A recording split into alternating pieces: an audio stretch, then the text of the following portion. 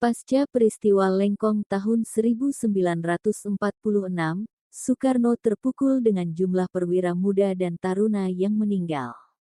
Di rumah sakit Tangerang, seorang dokter memberinya obat dan memijat Soekarno sampai tertidur. Sejak itulah, mereka sedekat teman lama. Dokternya itu adalah Yohanes Leimena, Nyong Ambon yang akrab disapa Jo. Yohanes Leimena lahir di Ambon pada tanggal 6 Maret tahun 1905. Sejak usia 5 tahun, ayahnya meninggal. Dia bersekolah di Ambonse Burger School, tempat pamannya menjadi kepala sekolah. Ketika pamannya pindah ke Cimahi pada tahun 1914, Jo turut serta. Namun, ibunya tidak mengizinkan Jo untuk ikut pamannya. Jo nekat menyelinap masuk ke dalam kapal. Jo bergabung dengan Jong Ambon dan aktif di Kongres Pemuda Indonesia tanggal 28 Oktober tahun 1928. Setelah lulus dari Mirwit Gebreit Lager Onderwijs pada tahun 1922, ia melanjutkan ke Stovia.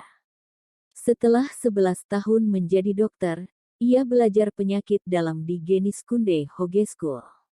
Pada tahun 1946, Perdana Menteri Sejahrir mengangkat Leimena sebagai Menteri Muda Kesehatan, tetapi belum sebagai Menteri penuh. Leimena dikenal karena kesederhanaan, kejujuran, dan kelembutannya.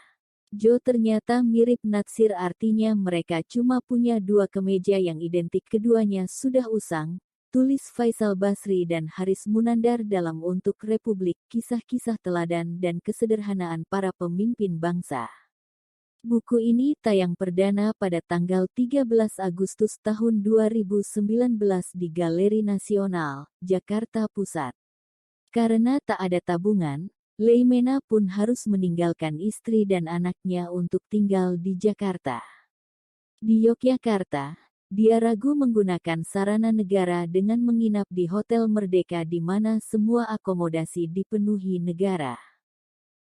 Dia tahu betul, staf Departemen Keuangan pasti jungkir balik untuk mengumpulkan uang. Dia memutuskan untuk menyewa dan tinggal terpisah kamar dengan seorang rekan. Zaman sekarang mana ada menteri yang memulai berbagi kamar bersama untuk menghemat uang, tulis Basri dan Munandar. Saat ditunjuk sebagai delegasi Indonesia untuk berunding dengan Belanda untuk mempersiapkan negosiasi Renville, Leimena meminjam jas teman sekamarnya. Meski agak kecil, bisa bertahan selama beberapa jam. Jangan khawatir, aku tidak akan bikin malu negara kita, kata Jo. Leimena tidak pernah mencari hiburan di luar rumahnya. Pulang kantor, ia ganti-ganti pakaian, hanya dengan pakai sarung dan kaos atau kemeja lusuh dan ngobrol dan bersengkrama dengan keluarga. Hari-hari libur juga dihabiskannya dengan keluarga. Suatu hari, beberapa pemuda-muda dari sebuah organisasi Kristen hendak bertemu Leimena di kediamannya. Karena berpikir saya akan diundang untuk makan besar di rumah seseorang menteri, mereka sengaja tidak sarapan. Prediksi itu tidak salah, memang begitu tamu di ruang makan. Namun, apa yang mereka temui di meja makan adalah singkong rebus, sarapan sehari-hari sang menteri dan keluarga. Ucapannya yang lembut membujuk dan kepribadiannya yang sabar membuatnya menjadi negosiator alami. Orang merasa sulit untuk menolak ketika yang memintanya adalah Jo. Kejujurannya juga diketahui banyak orang sehingga orang percaya padanya. Jangan pernah bohong atau bully, tulis Faisal Basri dan Haris Munandar. Sedemikian itu rupanya sehingga Presiden Soekarno menyebut Leimena, orang yang paling jujur yang pernah kutemui. Bahkan, Soekarno pada kesempatan lain panggil dia Min Domine yang berarti pendetaku. Pada 1945, Leimena bergabung dengan Partai Kristen Indonesia.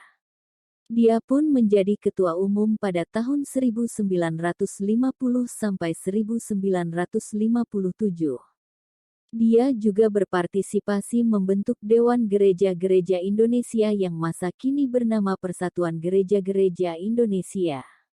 Selain kesederhanaannya, Leimena juga dikenal sebagai sosok yang toleran. Dia bersahabat baik dengan Muhammad Natsir, tokoh Masyumi yang memperjuangkan syariat Islam. Natsir menyebut Leimena sebagai Menir de Domini atau Tuan Pendeta. Toleransi Jo ternyata terbukti saat dia merestui salah satu putrinya menikah dengan seorang Muslim, lalu mengikuti kepercayaan suaminya, tulis Faisal Basri dan Haris Munandar. Saat menjabat Menteri Kesehatan, Leimena berhasil membuat salep penyakit kulit ringan. Label, salep Leimena, sangat efektif dan populer pada zaman itu. Dia kembali buktikan diri sebagai menteri sekaligus dokter kreatif yang peduli pada rakyat kecil. Leimena juga telah mengembangkan rencana pembangunan kesehatan gratis untuk pencegahan dan penyembuhan serta keseimbangan fasilitas pelayanan kesehatan. Rencana ini telah dilaksanakan yang sekarang dikenal sebagai Pusat Kesehatan Masyarakat. Selain itu, Leimena juga mendirikan Balai Kesejahteraan Ibu dan Anak, kemudian menjadi Badan Koordinasi Keluarga Berencana Nasional. Sejarah mencatat Leimena sebagai menteri dengan masa jabatan terlama, yakni berusia 21 tahun dengan 18 kabinet berbeda pada masa Soekarno. Itu juga salah satu dari sedikit orang dekat Soekarno yang selamat dari peristiwa gerakan tanggal 30 September tahun 1965.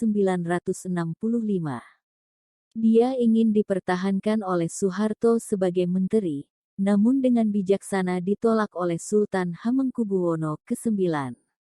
Namun, ia selalu dituntut untuk menjadi anggota Dewan Pertimbangan Agung. Sampai tahun 1973. Setelah itu, Leimena kembali aktif di Parkindo, DGI, UKI, STT dan lain-lain. Ia juga sempat menjadi Dewan Pertimbangan Pusat Partai Demokrasi Indonesia. Di akhir perjalanan hidupnya, ia masih sempat punya waktu kembali menjadi dokter di RSDGI Cikini. Leimena meninggal pada tanggal 29 Maret tahun 1977 di Jakarta. Nyong Ambon itu memiliki gelar pahlawan nasional pada 2016. Penyanyi kelahiran Maluku, Glenn Fredly dalam peluncuran buku Faisal Basri dan Haris Munandar menyampaikan, "Bukan karena saya dari Maluku, tapi saya suka Leimena." Hari ini, masyarakat Maluku lose of hope terhadap pemimpinnya.